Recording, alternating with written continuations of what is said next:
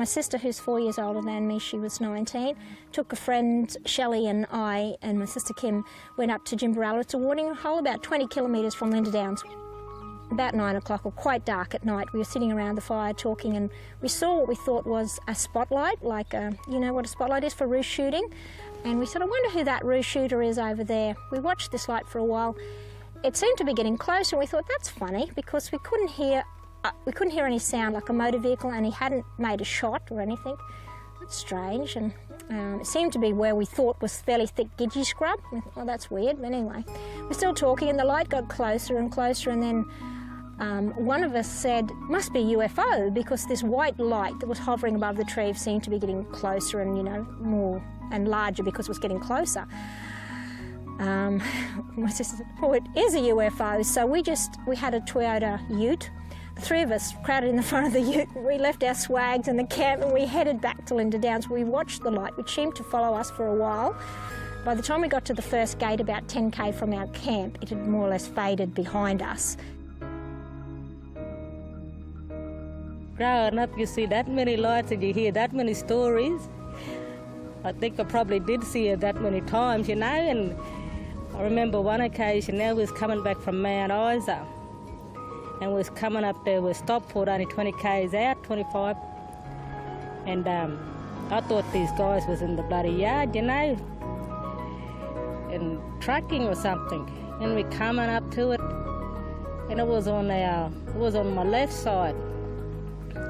And when we got past it, well, the light wasn't touching the ground and I couldn't see any wheels, and I reckon, well, that's not a car. So I reckon we'll just keep going.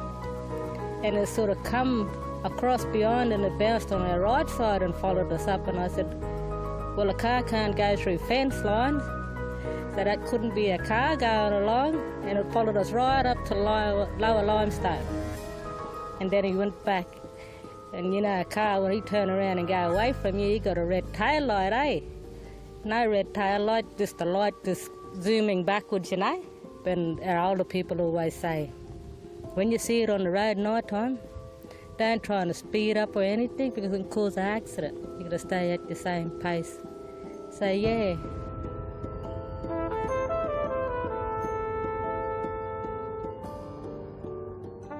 And what it is, you know, still none of the scientists can tell us that, you know, it's maybe, you know, I think it's probably some gases or, you know, there's uranium all through this country, and yeah, so we don't, yeah.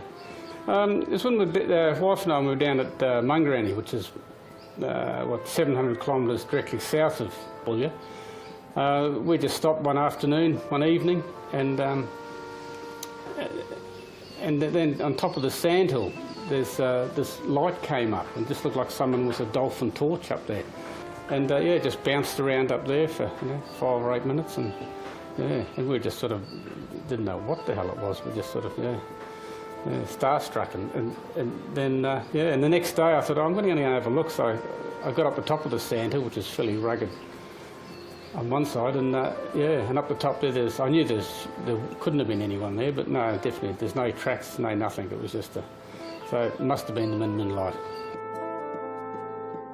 Come across it, my nana actually showed me when I was about 10 or something. Coming back from a place called Bulla, fishing hole, about 60 k's on the Winton Road. Coming back from there, and yeah, it was just night time. We had an old truck, and coming back in, and she's looked over the side and pulled over the car and everything, and she reckoned, have a look at that. I reckon it's just a roost shooter coming in. And radioed in, so we went along, and it just kept on coming at us, and yeah, it disappeared and come again, and yeah, it just kept on doing it to us until it got up close to us. And then yeah, I just told her just to keep on driving. You know, I actually slept the rest of the way in. It was a bit scary.